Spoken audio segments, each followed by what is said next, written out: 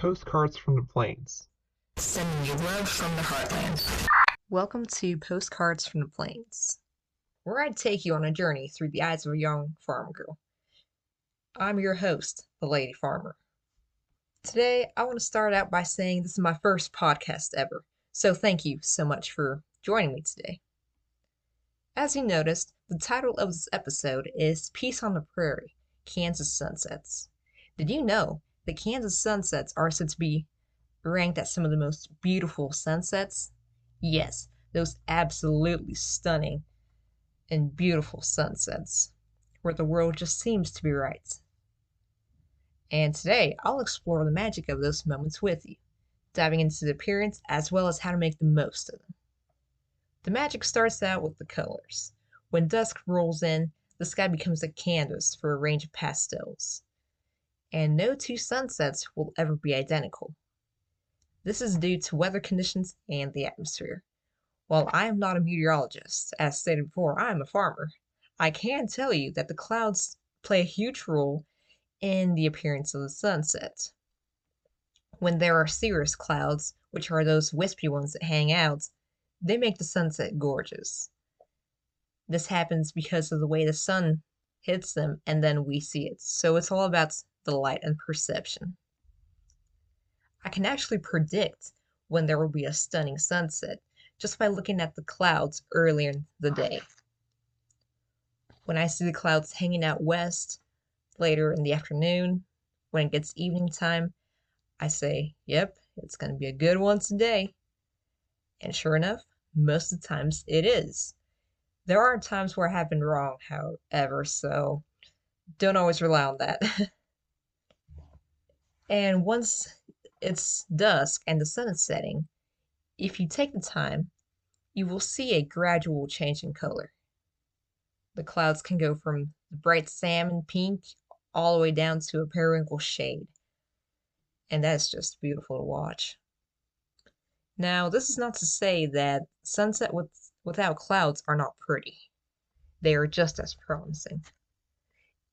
Here I should say that every sunset will have its unique thing that makes it pretty.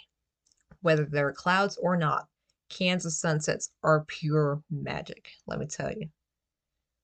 Which leads me to my second point, how to make the most of them. First off, I would say start by being mindful. And by being mindful, I mean be present in the moment. Really take the time and slow down, stop what you're doing. Yes, you might want to take a picture of the sunset. Yes, because I do that too. I'm the one that's most guilty about taking so many pictures of the sunset so I can look at them later. Yes, if that's your thing, if you're into photography like me, take a picture, snap a few, then put the phone away, and just really sit there or stand there, whatever's your deal, and just observe the colors. Really let it sink into you. Become a part of the nature. Become a part of the rhythm. You will notice the wind starts to die down on most occasions. That's not every single time. Some days the wind is still blowing so hard, even though it's sunset and it's dark. But most days it will calm down. Everything seems to calm down for a little bit. Just take the time to really let it sink in. Just take a breath and let that pure magic fill you, fill your soul. Let that minute be the minute that you have to forget about all the things you need to do, all the stuff that gets done, all the stresses of everyday life. Just go with the flow for the 2 to 5 minutes. And you will see, if you pay close attention, the colors start to change a little bit. They are very gradual. You need to be paying close attention. They will go from the bright salmon, as I said before, and they will slowly change color. It's not like a light switch where it's just off and on. Nope. It's very slow, very gradual. And I find that that's when the world slows down. My body slows down. My heart slows down. My thoughts inside my head slow down. And every night, that's just a reminder that it's okay. Today is done. Tomorrow I will try again. So that's another thing. Use the sunset as a way to kind of wrap up your day. Even though, depending on what time of the year it is, in the winter here in Kansas, the sun technically sets at around 5:30 to 6. So really, you still got, well, depending on what you do, but me, I still got about 3 or 4 hours to go in the day until I call it good. But that just serves as a reminder that even though, yes, I still have things to do, it'll be okay. There's one saying I like to say is that the setting sun brings the satisfaction that another day has been completed, and the rising sun brings the promise that another one is yet to come. So, what I mean by that is every setting sun, it's almost like a check mark.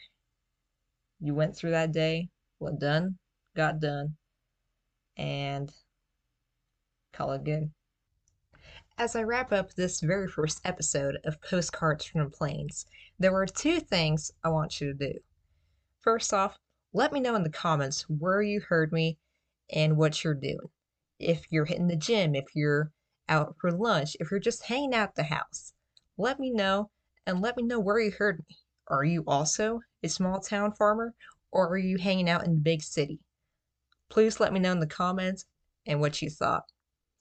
And then my second request for you is it's like a challenge. I challenge you to go out and enjoy a sunset. Yes, I know it doesn't have to be a Kansas sunset because not everyone lives in Kansas. We know that. It's a rural area. But wherever you are, if you have the time, please, I challenge you to go out and enjoy a sunset. And also comment below. How is your sunset in your city, in your town, in your state? How is that sunset different than a Kansas sunset? So, yep, those are the two things I want you to do. And I want to thank you so much for joining me today on the very first episode of Postcards from the Plains, where I send you love from the heartland. Postcards from the Plains. Sending you love from the heartland.